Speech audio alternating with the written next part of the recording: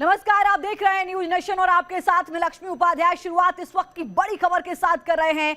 देश में ओमिक्रॉन का एक और केस सामने आ गया है। एक और केस की पुष्टि हो चुकी है। गुजरात के जामनगर में ओमिक्रॉन का एक मरीज सामने आया है। ये बड़ी खबर आपको बता दें, विदेश से भारत लौटा था यह संक्रमित मरीज। भारत में ओमिक्रॉन के कुल 3 मामलों की पुष्टि हो चुकी है। बड़ी खबर, पहले बेंगलुरु में 2 मामलों की पुष्टि हो चुकी है और अब गुजरात के जामनगर में तीसरा मामला निकलकर सामने आया है। ये बड़ी खबर आपको बता दें।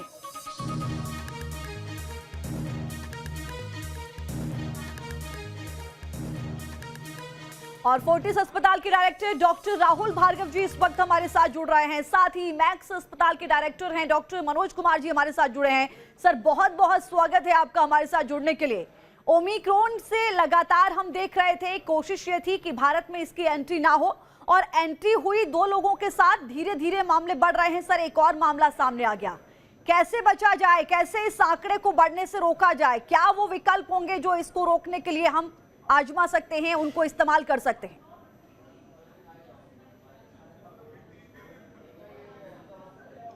किनको बोलना? देखिए, सबसे ज्यादा आवश्यक बात है कि हमको इस पे बहुत ज्यादा पैनिक नहीं करना है।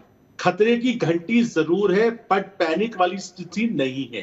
3 केसेस हैं, शायद उसका अगर रिप्रोडक्टिव रेट R जिसे हम 2 भी कहते हैं और 30 लोगों को संक्रमित भी करता है, हम उनको क्वारंटाइन कर सकते हैं। क्वारंटाइन करके अभी भी उसका स्प्रेड को रोक सकते हैं। पहली चीज, सरकार अपना दिशा निर्देश दे रही है। अब जरूरत है आम नागरिक को इस लड़ाई को अपने हाथ में लेने की। जो उसके माध्यम से हो सकता है वो हो सकता है मास्क, वैक्सीनेशन और साथ में 2 गज की दूरी। हम 2 गज की दूरी की तो बात कर ही रहे, क्यों? क्योंकि इस समय नॉर्थ इंडिया में 25 लाख से ज्यादा शादियां हैं। उसको हमें कहीं ना कहीं लगाम देनी पड़ेगी, नहीं तो ये अगले 2 से 3 हफ्ते में एक रैपिड स्प्रेडर की तरह हो सकता है, जो हमने सेकेंड वेव में देखा था। दूसरा आवश्यक बात है वैक्सीनेशन की, क्योंकि आपके चैनल के माध्यम से वैक्सीनेशन की बात चल रही है। 38% को 2 टीके लगे हैं और 60% को 1 टीका लगा है। इस वैक्सीनेशन की दर को बढ़ाना पड़ेगा। बच्चों की वैक्सीनेशन को सुदृढ़ तरीके से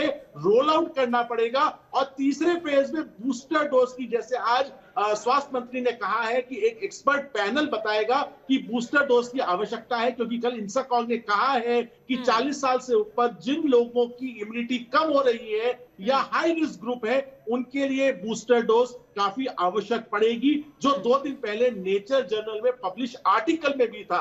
तो हमको इन सारे माध्यम से प्रिवेंशन पे काम करना है। ट्रीटमेंट पे हमारी तैयारी है ही है, पर prevention is better than cure. Prevent. बिल्कुल ठीक कहा सर। डॉक्टर राहुल भार्गव जी इस वक्त हमारे साथ जुड़ रहे हैं। सर, आपका भी बहुत बहुत स्वागत है। डॉक्टर राहुल जी, ऐसे वो 5 पॉइंट हैं जिन पर लगातार सरकार कोशिश कर रही है कि इस ओमिक्रॉन को फैलने से रोका जाए। सबसे पहले कहीं ना कहीं ये देखा जा रहा है कि जो लोग जहां पहुंच रहे हैं उनको ट्रैक किया जा रहा है। उसके बाद ट्रैकिंग के साथ साथ कहीं ना कहीं टेस्टिंग भी हो रही है। टेस्टिंग के साथ साथ ट्रीटमेंट भी हो रहा है। ट्रीटमेंट के साथ साथ टीकाकरण भी हो रहा है। विजिलेंस भी किया जा रहा है। ये वो 5 पॉइंट हैं जिस पर लगातार सरकार काम कर रही है। लेकिन लोग कैसे बच सकते हैं अपने आप से भी? और क्या बूस्टर डोज का तो जिक्र किया डॉक्टर साहब ने, क्या बूस्टर डोज बहुत जरूरी हो जाती है? और कितनी बड़ी चुनौती होगी भारत के लिए अगर बूस्टर डोज की हम बात कर रहे हैं तो? देखिए, अभी फैक्ट्स जो हैं वो एक्यूमुलेट हो रहे हैं। अभी पता चल रहा है कि वायरस का स्वरूप बदला है, इसका क्या इम्पैक्ट होगा, इसके क्या वाइड इम्प्लीकेशंस होंगे। बट ये निश्चित तौर पे, जैसा डॉक्टर भार्गव भी बोल रहे थे, कि इसकी R वैल्यू 2 से ज्यादा है और ये 30 म्यूटेशंस हैं इसके स्पाइक प्रोटीन पे, तो वायरस का स्वरूप बहुत हद तक बदल गया है।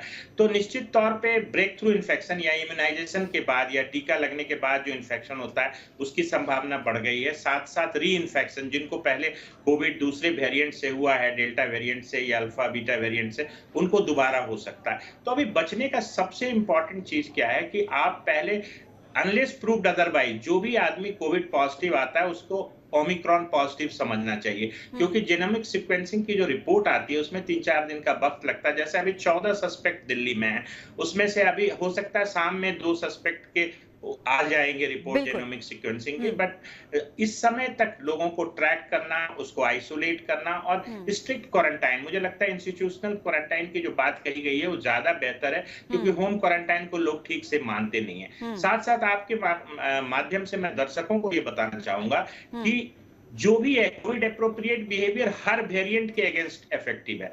खास करके आप देखें कि जो हमारे हेल्थ केयर वर्कर्स थे, फ्रंट लाइन वर्कर्स थे, उनकी जनवरी फरवरी में इम्यूनाइजेशन हो गई थी, तो एक बड़ा सा गैप हो गया और तमाम स्टडी ये बताती है कि 6 महीने के बाद इम्यूनिटी जो है वो कम हो जाती है। तो वहां पे एक बूस्टर डोज की संभावना बनती है, उन लोगों को बूस्टर डोज मिलना चाहिए। निश्चित तौर पे जो फर्स्ट डोज है वो हमारी कहिए कि उसकी जो प्रायोरिटी है वो ज्यादा है, बट बूस्टर डोज भी उन लोगों को मिलना चाहिए जो हेल्थ केयर वर्कर्स हैं। यानी सबसे जरूरी है बिहेवियर जो फ्रंट वर्कर्स हैं, बिहेवियर आपको बचाएगा हर वेरिएंट से। जी सर, मैं आपके पास लौटूंगी। मेरे सहयोगी सूरज इस वक्त जामनगर से हमारे साथ जुड़ रहे हैं, जहां पे ये पूरा एक नया मामला निकलकर सामने आया है। विदेश से वो शख्स लौटे थे जो जामनगर पहुंचे, जामनगर से ही इस वक्त हमारे साथ वो जुड़े हैं।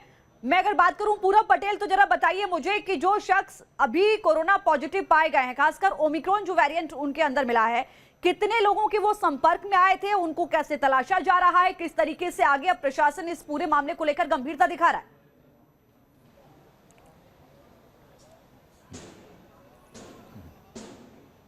बिल्कुल, देखिए 72 घंटे पहले ये जो शख्स है 72 साल का है और वो जिम्बाब्वे से अहमदाबाद एयरपोर्ट उतरे और वहाँ पर उनका आरटीपीसीआर टेस्ट हुआ, तब जाकर उन्हें जामनगर भेजा गया उनके घर, और आज दोपहर तक उनकी जो ओमिक्रॉन रिपोर्ट है वो पॉजिटिव आ गई है। हालांकि प्रशासन ने साफ किया है कि उनके आसपास और पूरी फ्लाइट में जितने भी लोग थे उन सभी का आरटीपीसीआर किया था, लेकिन ये अकेले ही उस वक्त पॉजिटिव पाए गए थे। लेकिन जिनका आरटीपीसीआर हुआ है उनको 7 दिनों तक आइसोलेशन में रखा गया है।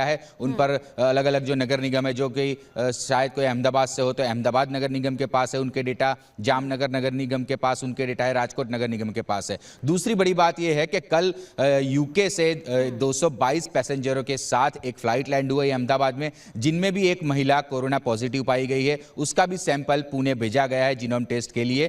तो कहीं ना कहीं अब गंभीर होने की बात जो सारे हमारे जो एक्सपर्ट है उन्होंने कही है वो साफ है, क्योंकि कोरोना गया नहीं है, ये वेरिएंट हर बार अपने अपने तरीके बदल रहा है। तो जैसे गुजरात में आज ये ओमिक्रॉन वेरिएंट की एंट्री हो चुकी है, अब देखना ये होगा कि प्रशासन ने जो गाइडलाइन बनाई है वो उस हिसाब से पालन करती है या नहीं। हालांकि जो हेल्थ मिनिस्टर है गुजरात के ऋषिकेश पटेल, उन्होंने ये साफ कर दिया है कि टेस्टिंग, ट्रेसिंग और टीका, इन तीनों पर जोर दिया जाएगा, और जितने भी ओवरसीज फ्लाइट जो है वो लैंड होगी अहमदाबाद में, उन सभी के आरटीपीसीआर जो है वो एयरपोर्ट पर ही होंगे, उन्हें वेट करवाया जाएगा और रिपोर्ट आने के बाद ही उन्हें भेजा जाएगा, और घर जाकर भी वो 7 दिनों तक आइसोलेशन में रहेंगे। पूरब हमारे साथ बने रहिए। ये जो सबसे बड़ा खतरा जो आपने बताया कि देखिए उनकी सैंपलिंग तो हो गई थी, डॉक्टर राहुल भार्गव, सैंपलिंग हो गई थी, लेकिन उनको घर भेज दिया गया था। अब जब उनकी रिपोर्ट पॉजिटिव आई है, कितनी बड़ी गंभीर समस्या सर हो सकती है, कितना बड़ा आने वाले समय में इस पूरे मसले को लेकर हमें सतर्कता बरतनी होगी, उपाय करने होंगे, सावधानी बरतनी होगी?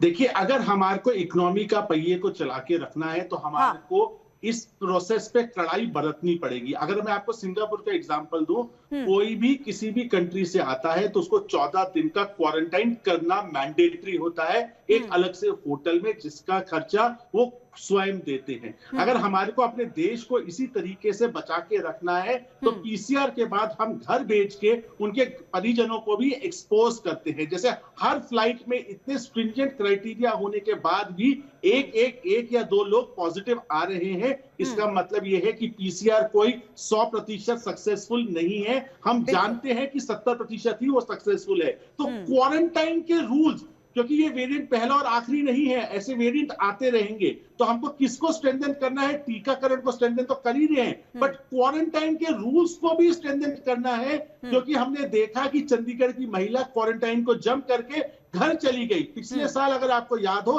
डेल्टा वेरिएंट में भी उत्तर प्रदेश में यह हुआ था कि लोग जंप करके अपने घर चले गए थे ट्रेन में बैठ के, तो उन्होंने कितने लोगों को एक्सपोज किया था, क्योंकि अभी भी हमारी जनसंख्या का सिर्फ 60% लोग एक टीका लगा है। छोटा सा कमेंट मनोज जी आपसे सर, 2 टीका। मैं सर आपसे कोशिश करती कि मैं आपसे जरूर कमेंट लेती, छोटे से ब्रेक का वक्त हो चुका है। बहुत धन्यवाद आपका हमारे साथ जुड़ने के लिए और तमाम चीजें जो आपने बताई। उम्मीद करते हैं जो दर्शक इस वक्त कार्यक्रम देख रहे हैं वो उनको सावधानियों को